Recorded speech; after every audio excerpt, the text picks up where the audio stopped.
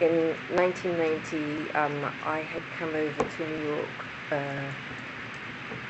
to help look at some of that. He was having some advertising issues with the New York Daily News, and in fact, I may have met Donald Trump at that time because my father was friendly with him and liked him very much, and I think it should be said that he also very much liked this notion that he blackmailed men.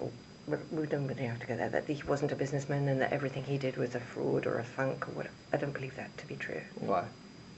Sorry? Why do you, so you say you don't believe it to be true, but show me why you think that. Okay. Just from, I know you've been talking about it, that he was very conscientious, he was very good at math, paid a lot of attention to his clients, but yes, you're right, there's allegations of blackmail, or also that there was some level of fraud involved in what he did, and you don't believe it. Why do you say that? Well, let me rephrase that. If there was fraud, I never saw it. What I saw, or what I felt when I ran that office. I was responsible for the staff. People worked. There were lawyers, there were accountants. I never heard him, I never felt anything, I don't know, icky. And you mentioned that early, in the very beginning of the conversation, you mentioned President Trump in the early 90s. Yes. What did you observe as far as President Trump and his relationship with you or Mr. Epstein? Well, I just want to say for my relationship with President Trump, relationship's a big word, but I just want to say that I met him, or I believe I may have, because of my father in the 90s. Yep. Okay. So my father liked him very much, and he really liked his wife as well, because they were both Czechoslovakian.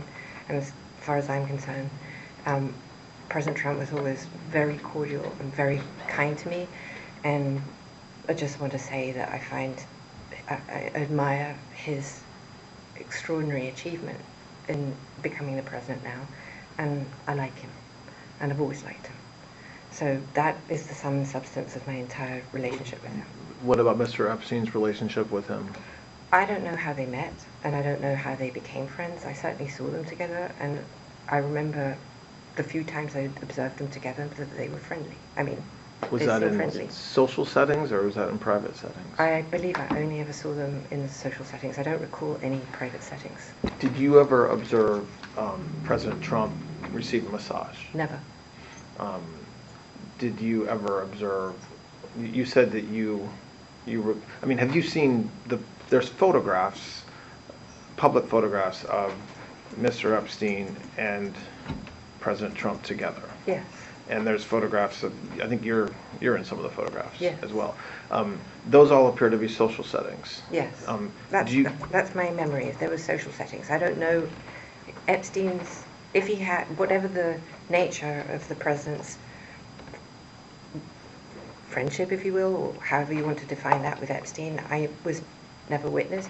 I think they were friendly, like people are in social settings. I don't think they were close friends, or I certainly never witnessed the president in any of, I don't recall ever seeing him in his house, for instance. I actually never saw the president in any type of massage setting.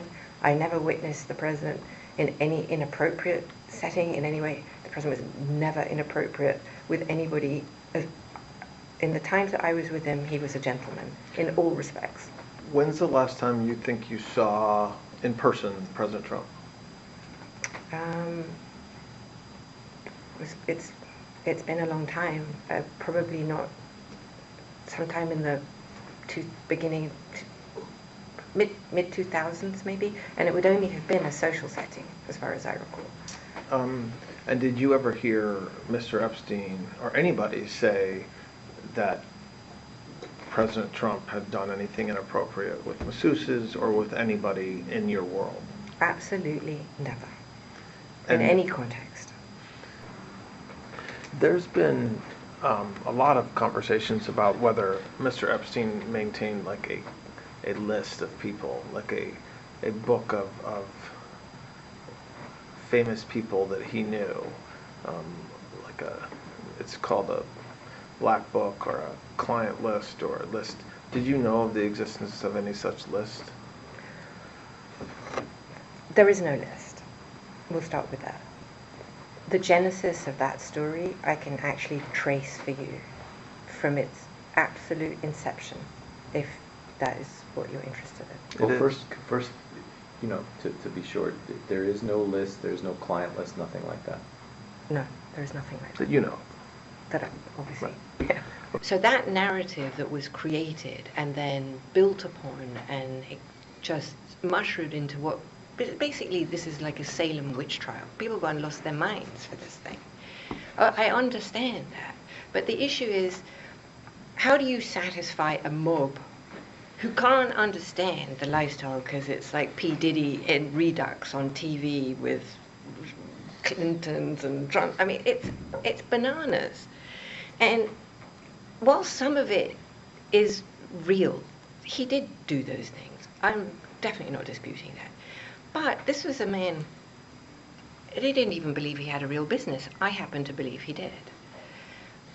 Did he grip? I don't know, because I wasn't really in his business. But this is a one man.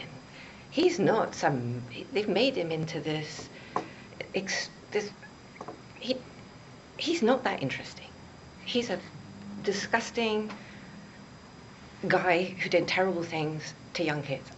You're not going to hear me say what he did to people who are over the age of 18. I'm sorry. I'm not going to go there. That's just not what I'm here to